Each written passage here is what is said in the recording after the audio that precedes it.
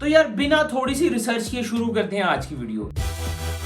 तो मैंने थोड़ी देर पहले देखी मिशन मजनू और मैंने देखा था इसका ट्रेलर अभी थोड़ी देर पहले, और जैसे ट्रेलर देखा मैंने कहा मूवी देख लेते हैं। हालांकि ऐसा नहीं था कि मुझे बहुत अच्छी लगी तो मैंने बोला अरे अब तो मूवी देख लेते हैं। हुआ ये कि ट्रेलर देखा और उसके फौरन बाद ही मुझे पता चला कि आज ही मूवी है, तो मैंने बोला कि चलो देख लेते हैं। लेकिन मैंने देखी है भाई, जैसा मैंने उस रिव्यू में बोला था मैंने उसी कायदे से देखी है, तो जाके देख लो कि मैंने किस तरह देखी होगी। अच्छा अब कर लेते हैं पहले थोड़ी सी मूवी की स्टोरी के ऊपर बात। मूवी की स्टोरी क्या है? मूवी की स्टोरी स्टैंड करती है पीरियड फिल्म में। बेसिकली ये स्टैंड करती है 1977 के करीब, राउंड अबाउट कहीं स्टैंड करती है, जिस टाइम में न्यूक्लियर बॉम्ब बन रहा था पाकिस्तान में। कैसे एक रो का एजेंट पाकिस्तान में रह के वो न्यूक्लियर प्लांट की लोकेशन डिस्कवर करके इंडिया तक उसकी न्यूज पहुंचाता है। ये सारी स्टोरी है मिशन मजनू की। ये मैं मूवी देख रहा था, मेरे साथ बैठे मेरा एक दोस्त भी मूवी देख रहा था और वो आधी मूवी में उठ के चला गया, लेकिन जाते जाते मुझे एक सजेशन अच्छा देख गया कि इसको 1.25 पे देखो, ये ऐसे नहीं देखी जा रही मूवी। और मैंने जिंदगी में पहली दफा 1.25 पे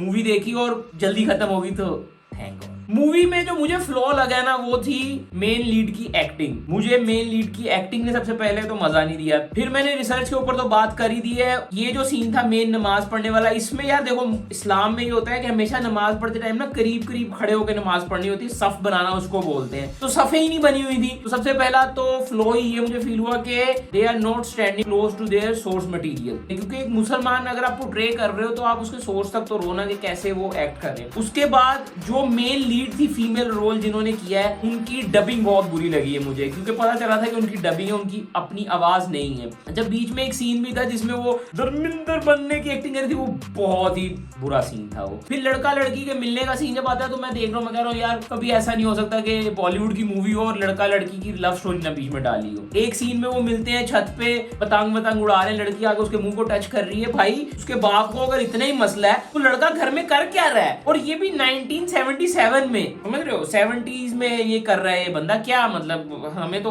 चलो खैर हम तो मतलब यार डिफरेंट, हम थोड़े से फेमस है तो हमारा चलता है, लेकिन ये क्या कर रहा है? और इसमें स्टारिंग है सिद्धार्थ मल्होत्रा। स्टोरी तो इतनी कोई खास थी नहीं, बेसिक सी स्टोरी थी। और रिसर्च टू बी ऑनेस्ट मेरे हिसाब से रिसर्च कोई की नहीं हुई थी मूवी के ऊपर, ऐसे ही बस बना के बस पेट्रोटिज्म के ऊपर पैसा छापना था तो वो छापने की कोशिश में ये फिल्म बना दी गई। एक और चीज जो मुझे बहुत ज्यादा फील हुई वो ये कि ट्रेलर में बहुत सारी चीजें गिव अवे कर दी हुई थी कि क्या स्टोरी है, क्या सब कुछ उन्होंने A to Z सब कुछ ट्रेलर में ही बता दिया था। और इस तरह की फिल्में मुझे बिल्कुल अच्छी नहीं लगती। शहजादा का ट्रेलर रिएक्शन भी मैंने किया तो उसमें भी यही था कि उन्होंने A to Z सारी स्टोरी के प्लॉट होल्स, प्लॉट लाइन सब डिस्क्लोज कर दिया, और इस मूवी में भी वही सेम किया गया था। और यही रीजन था जब मूवी स्टार्ट हुई ना तो मैं कनेक्ट ही नहीं हो पा रहा था मेन कैरेक्टर के साथ, क्योंकि मुझे पता था यार ये रो का एजेंट है। अगर हमें नहीं बताया जाता कि वो रो का एजेंट है या कुछ इस टाइप का ट्रेलर काटा जाए कि हमें सस्पेंस में हो, हम लोग देख रहे हो और फिर हम स्लोली चीजों को एक्सप्लोर करें जैसे हॉलीवुड वाले करते हैं या एक टाइम में बॉलीवुड वाले भी करते थे, लेकिन अब वो चीज बॉलीवुड से खत्म हो गई। वो ट्रेलर में ही सब कुछ दिखा देते हैं, बेसिकली 3-4 मिनट की शॉर्ट फिल्म बना के खत्म कर देते हैं और ट्रेलर में ही सारी चीज आपके सामने आती है, तो फिर आप उतने एक्साइटेड भी नहीं रहते हो मूवी के लिए। उसके बाद ट्रेन वाला तो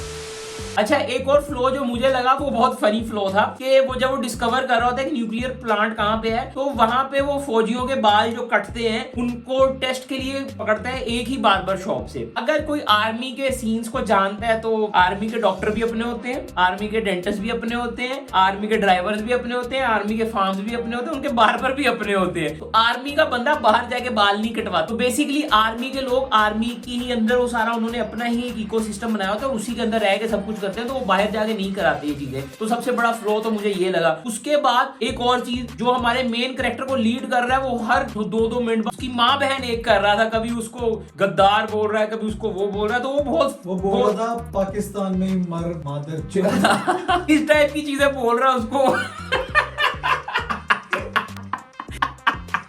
बोल रहा उससे काम भी करवा रहा था, उसको कुत्ते पर भी कर रहा था, उसकी माँ बहने कर रहा था, और वो ओके सर कह रहा था चूतियों की तरह। ये वाला सीन वो बहुत ही इरिटेटिंग सीन्स थे वो सारे, और वो लिटरली बहुत इरिटेट करते। बाद में वो जनरल साहब ने सारी इन्फॉर्मेशन भी दे दी कि प्लांट लग रहा है ये, तो वो नहीं इजी चीजें होती हैं, तो फिर क्या बोले हम। सब फैक्ट्स अपनी तरफ से उन्होंने सेट वेट कर लिए। पर्सनली मुझे सिर्फ जियाउल हक की एक्टिंग अच्छी लगी, जो एक्सप्रेशन दे रहे थे ना वो थोड़े अच्छे लग रहे थे, बाकी मुझे किसी की एक्टिंग अच्छी नहीं लगी थ्रू आउट मूवी में। वन मोर थिंग, जब मैं ये मूवी देख रहा था और इसमें इतनी फ्लुएंटली और इतने इजीली रॉ ये सब चीजें बोली जा रही हैं, तो मुझे एक चीज फील हुई, पठान में से जो रॉ वर्ड है ना वो कटवाया गया है और बहुत सारी चीजें पठान मूवी में से कटवाई गई हैं। तो मैं ये चीज सोच रहा था कि शाहरुख खान की मूवी है तो उसमें से सेंसर बोर्ड बहुत सारी चीजें कटवा रहा है, लेकिन क्योंकि सिद्धार्थ मल्होत्रा की फिल्म है, जाने दो, रो बोली जा रहे, रो के साथ सो गए हैं माँ की आंख कि बोली जा रहे, लेकिन शाहरुख की फिल्म में से कटवा रहे हैं। मुझे तो ये चीज थोड़ी फील होती है कि भाई क्या ये खुला ताजाद नहीं है कि नेटफ्लिक्स से कहना चाहता हूँ ये क्या बना रहे हो। मैं पता मूवी देखने के बाद मैं नेटफ्लिक्स पे ढूंढ रहा हूँ यार, कोई बैड रिव्यू का ऑप्शन ही नहीं है कहीं पे कुछ बोलूं कि यार मुझे रेकमेंड ना किया करो इस तरह की फिल्में, मुझे अच्छी नहीं लगी है मूवी। और मैं इस मूवी को दूंगा 1.5 स्टार। वो किस लिए दे रहा हूँ मैं, मुझे देने तो नहीं चाहिए, दे दिए तो दे दिए। VFX ठीक ठाक था, उस वे में दे रहा हूँ, चलो 1.5 स्टार VFX के लिए। बाकी मूवी मुझे अच्छी नहीं लगी है। एंजॉय योर लाइफ, सब्सक्राइब करके जाना, बाय, टेक केयर, पीस।